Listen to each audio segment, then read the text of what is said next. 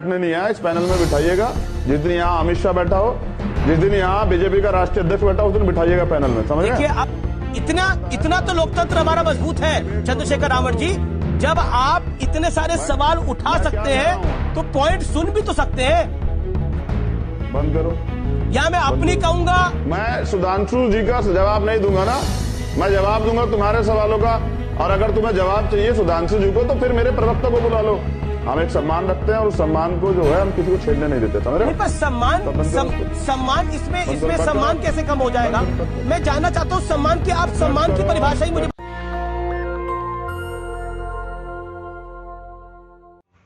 नमस्कार, मैं शंभू कुमार सिंह और आप देख रहे हैं सल दस्तक। किस तरह से इस देश में महिलाओं ने प्रधानमंत्री के लिए चूड़ियां भेजी हैं वो वीडियो दिखाऊंगा। अमित देवगन को किस तरह से चंद्रशेखर रावत ने लताड़ा है वो वीडियो दिखाऊंगा। और किस तरह से लगातार आपको बता दें कि इस देश में भेदभाव चल रहा है वो दिखाऊंगा। मीडिया में एक भी बहुजन समाज के लोग नहीं है, SC ST OBC के लोग नहीं है, वो भी दिखाऊंगा। आज एयरफोर्स पर एक बड़ी खतरनाक खबर है वो भी दिखाऊंगा। और महिलाएं किस तरह से जो है और चल रहा है वो सब पूरी सारी खबरें दिखाऊंगा। लेकिन सबसे पहले कुछ बड़ी खबरें जो हमारे आपके लिए ज़रूरी है। सोचिए कि CBI जांच के अनाउंसमेंट किए हुए 5 दिन हो गए हैं, अब तक नोटिस नहीं जारी किया गया है। सुप्रीम कोर्ट के जज ने कहा है कि बहुत ही विभत्स घटना है। लेकिन इस देश की मीडिया अखबार पता है क्या खबर चला रही है कि आरोपी ने जेल से चिट्ठी लिखा है कि उसके भाई और माँ ने मारा है। कोई आरोपी कहेगा कि मैंने गलत किया है, लेकिन वो खबर है। CBI जांच के अनाउंसमेंट करके नोटिफिकेशन नहीं जारी करना, ये खबर नहीं है। नेशनल जनमत के जो एडिटर है नीरज कुमार, उन्होंने एक खबर चलाई थी द टेलीग्राफ के हवाले से, उसको लेकर उनको साइबर क्राइम ने दिल्ली के उनको नोटिस जारी किया। उस पर अपडेट देता रहूँगा। तो सोचिए इस देश में चल क्या रहा है। एयरफोर्स डे है आज। हमारे सेना के जो जवान हैं उन पर हम सबको नाज है, हमें सेना पर नाज है। लेकिन CAG ने रिपोर्ट दी है कि सियाचिन में जो हमारे जवान हैं उनके लिए न तो गर्म कपड़े हैं न उपकरण है, उसकी खरीद में देरी हुई है। उसको लेकर पब्लिक अकाउंट कमेटी जो PAC है उसने लोकसभा स्पीकर से अनुमति मांगी है कि उनको सियाचिन दौरे का आदेश दिया जाए। दूसरी बड़ी खबर है कि सियाचिन को लेकर घुसपैठ को लेकर रक्षा मंत्रालय की वेबसाइट से सारी खबरें जो हैं वो हटा दी गई है। आप समझ लीजिए कि किस तरह के हालात हैं इस देश में और किस तरह से चीज़ें चल रही हैं। 24 यूनिवर्सिटी जो है इस देश में फर्जी पाए गए हैं। इसका नाम पता कर लीजिए, वेबसाइट पर है ये सारी खबर कि ये यूनिवर्सिटी चलाने वाले कौन लोग हैं। इनकी जाति पता कीजिए, इनकी कैटेगरी पता कीजिए। एक भी आपको SC ST OBC और माइनॉरिटी का आदमी नहीं मिलेगा। मुजफ्फरपुर बालिका गृह में जो आरोपी थी मंजू वर्मा, जिसको हटा दिया गया था, उनको टिकट दे दिया है नीतीश कुमार ने। बालिका गृह में जो आरोपी थी, जिन पर संदिग्ध था सोशल जस्टिस मंत्री, उसको टिकट मिल गया है। गुप्तेश्वर पांडे को टिकट नहीं मिला है, न JDU न BJP से। BJP ने वहां से एक हवलदार को टिकट दिया, वो भी ब्राह्मण समाज के ही हैं। तो लोग लिख रहे हैं कि गुप्तेश्वर DGP पर एक हवलदार जो है वो भारी पड़ा है। जैसे ही रिया को जमानत मिल गई, अर्नब गोस्वामी के जो लोग हैं वो वहां पहुंच गए हैं अत्याचार करने के लिए। तो वो तस्वीरें हैं। एक श्वेता सिंह है, मैं उनको जानता हूँ, मेरे साथ उन्होंने एज ए जूनियर कलीग काम किया था। वो उनकी जब रिपोर्टिंग देखेंगे ना तो आप दंग रह जाएंगे, सन रह जाएंगे। तो मैं इसलिए बार बार कहता हूँ कि बहुजन समाज के लोगों को देखना चाहिए कि वो किस तरह से चीजें हो रही है। कविता शायद इनको लाइव भी आने हैं। और श्वेता, मैं आपको लाइव टीवी में बता रहा हूँ, आप चलना शुरू कर दीजिए। कैमरे को लेके आप चलना शुरू कर दीजिए पीड़िता के घर की तरफ। हम लाइव आपके साथ रहेंगे ताकि अगर पुलिस पहुंचे तो आपके साथ लाइव कवरेज की जाएगी। चलिए श्वेता वहां पे पहुंचने वाली है।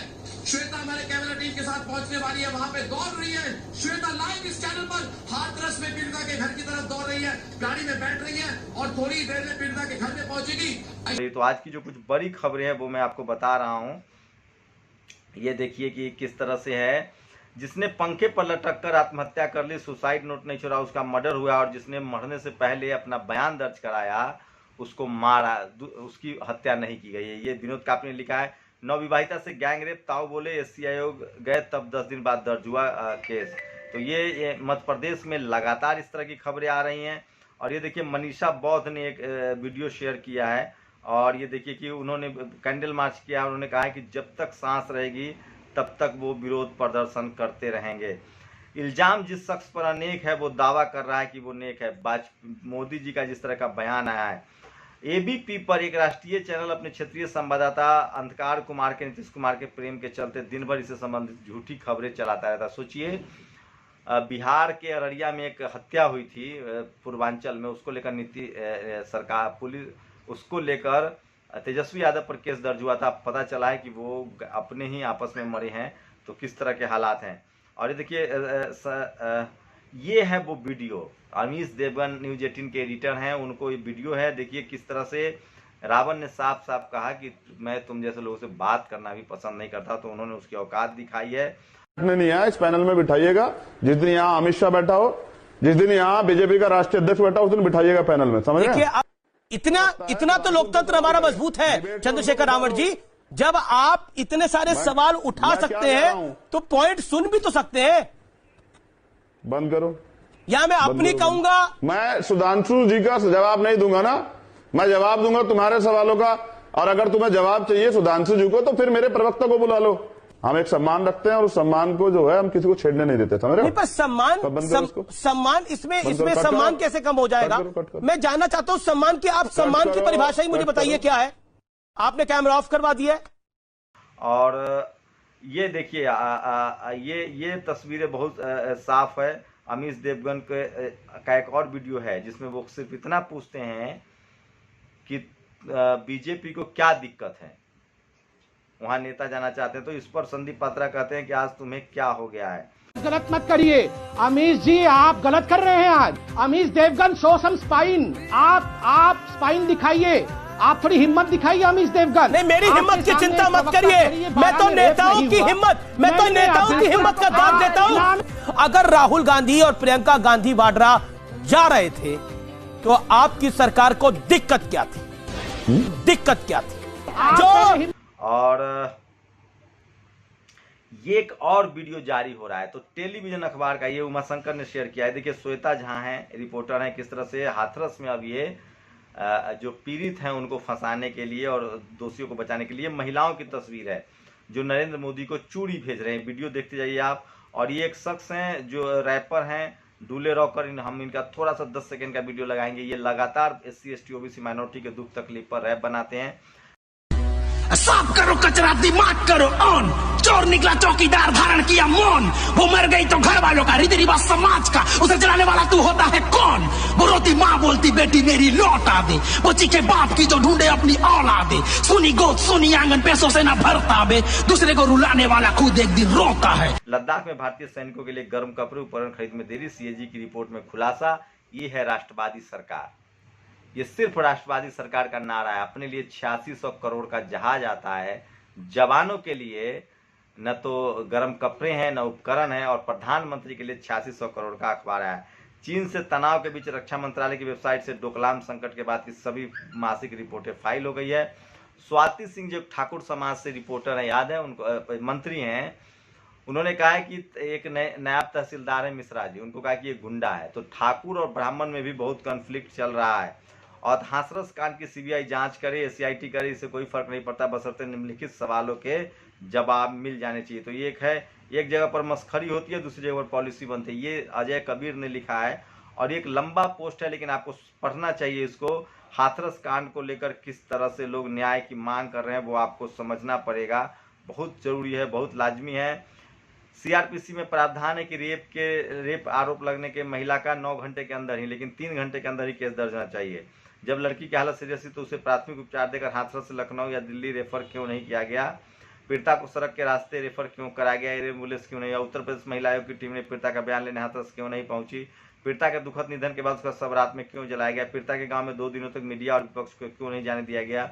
जब गांव के लोग घरों में बंद थे, बाहर के लोग गांव में प्रवेश बंद था, उस समय पुलिस की टुकड़ियां कई बार गांव के भीतर जाकर सर्च ऑपरेशन चलाती देखी गई। ये सर्च ऑपरेशन किसके आदेश पर चला? जब पीड़िता हाथरस में भर्ती थी, नियम के अनुसार उसके कलमबंद बयान लिया गया, ये सीधा बयान अदालत में पेश किया जाता, उसे लीक किसने कर दिया? जब पीड़िता अस्पताल में भर्ती थी, उसी दौरान पीड़िता के माँ बाप बताकर एक वीडियो समाचार चैनलों पर चल रहा है, उसमें माँ कह रही बेटी के साथ रेप नहीं हुआ, रेप की कोशिश। क्या ये वीडियो सही है? अगर सही है तो किसने बनाया? इन पॉइंट के साथ यह साफ करना जरूरी है कि रेप के केस में अदालत और पुलिस के सामने पीड़िता को उसके परिवार वाले सच बोलते हैं, समाज में किसी भी पीड़िता के माँ बाप परिजन रेप होने के बाद भी स्वीकार नहीं करते उनकी बेटी के साथ रेप हुआ है। पीड़िता के परिजनों का फोन क्यों टेप हुआ, किसके आदेश पर हुआ, जो सवर्ण एकता परिषद बलात्कारियों के पक्ष में माहौल बनाने की कोशिश करे उसके पीछे कौन है, उसे फंडिंग कौन कर रहा है, इलाके में धारा 144 लागू होने के बावजूद ठाकुर पंचायत क्यों हो रही है, पीड़िता के घर के ठीक सामने बैठकर उसके परिजनों को धमकाया क्यों जा रहा है। तो ये वो तमाम सवाल है जिस पर लोगों को जवाब देना चाहिए। और हाथरस मामला सीबीआई को सौंपा जाना अभी तक योगी जी का जुमला ही है, इसके नोटिफिकेशन अभी तक नहीं किया गया, बल्कि एसआईटी जांच के लिए 10 दिन और बढ़ाने का फैसला किया गया है। तो ये कुछ खबरें थी जो मैं आपको बता रहा था, और ये वो तमाम खबरें हैं। और लास्ट में दिल्ली से खबर है, सोशल मीडिया की ताकत देखिए।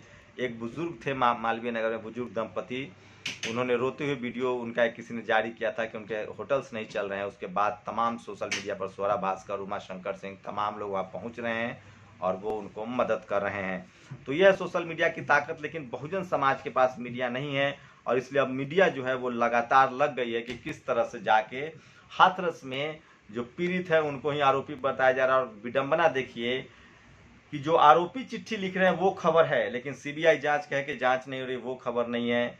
3 घंटे के दौरान गैंगरेप का केस दर्ज क्यों नहीं हुआ, उनका मेडिकल क्यों नहीं हुआ, एयर एम्बुलेंस से क्यों नहीं लाया गया, सब क्यों जला दिया गया, ये सब सवाल कोई पूछ नहीं रहा है। मीडिया सिर्फ इसलिए नाराज थी कि उसे जाने क्यों नहीं दिया जा रहा है।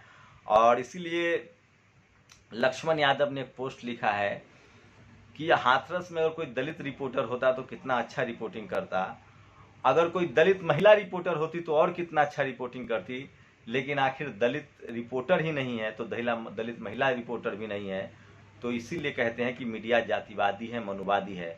मैं लगातार कोशिश में हूँ, मैं लगातार संपर्क में हूँ, जरूर ग्राउंड रिपोर्ट आपको दिखाऊंगा जैसे ही हालात कुछ ठीक होते हैं। हम जैसे लोगों को परमिशन ही नहीं दी जा रही है, केस ऊपर से कर दिया जा रहा है, तो समझिए क्या विडंबना है।